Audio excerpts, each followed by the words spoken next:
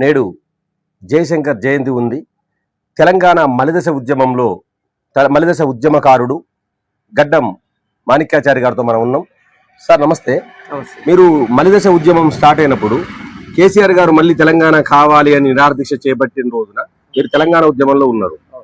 అసలు మీకు ఆ భావాలు ఏమనిపించినాయి మీకు? అసలు ఆంధ్ర పాలకుల అణిచివేతకు గురవుతున్న తెలంగాణ ప్రాంతం, దానివల్ల పడుతున్న విద్యార్థి యువకులు ఇబ్బందులు, వాళ్ళ పాలకుల యొక్క ప్రవర్తనకు విసిగెత్తి మన తెలంగాణ ఆనాడు 69వ ఉద్యమంలో తెలంగాణ రాష్ట్రం రావాల్సింది. అటువంటి టైంలో రాకపోవడం వల్ల మలిదశ ఉద్యమం కేసీఆర్ నాయకత్వం ప్రారంభమైంది. దాని ద్వారా అయినా తెలంగాణ రాష్ట్రాన్ని సాధించి మన యువతకు నిధులు, నియామకాలు, ఉద్యోగాలు వీటి ద్వారా మన తెలంగాణ ప్రజల ఆకాంక్షలు నెరవేర్చుకొని మన ప్రాంతాన్ని డెవలప్ చేసుకోవచ్చు అనే ఉద్దేశంతో మలిదశ ఉద్యమం ప్రారంభం జరిగింది. మీరు చేసిన ఉద్యమాలు ఉన్నాయి కదా, ఏ ఉద్యమాలు చేపట్టారు? జయశంకర్ సార్ దాంట్లో కృషి ఎలా ఉంది? తెలంగాణ జయశంకర్ సారు తెలంగాణ రాష్ట్రం రావడానికి ముఖ్యంగా సిద్ధాంతకర్త, తెలంగాణ భావం 69 ఉద్యమంలో పాల్గొన్నవారు.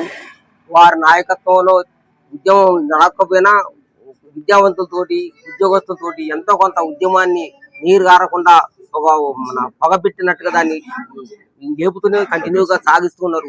అటువంటి టైంలో కేసీఆర్ గారు వారు తోడు కావటం, కేసీఆర్ గారు వాళ్ళ సలహాలు సూచనలు తీసుకోవటం, దాని ద్వారా వాళ్ళకి డైరెక్షన్ ఇచ్చి ఏ రకంగా ఉద్యమం చేయాలా, శాంతియుతంగా తెలంగాణ సాధించాలా అనే భావాలతోటి వాళ్ళు ఇచ్చిన సలహా సూచనలతోటి కేసీఆర్ ఉద్యమం చేయడం జరిగింది.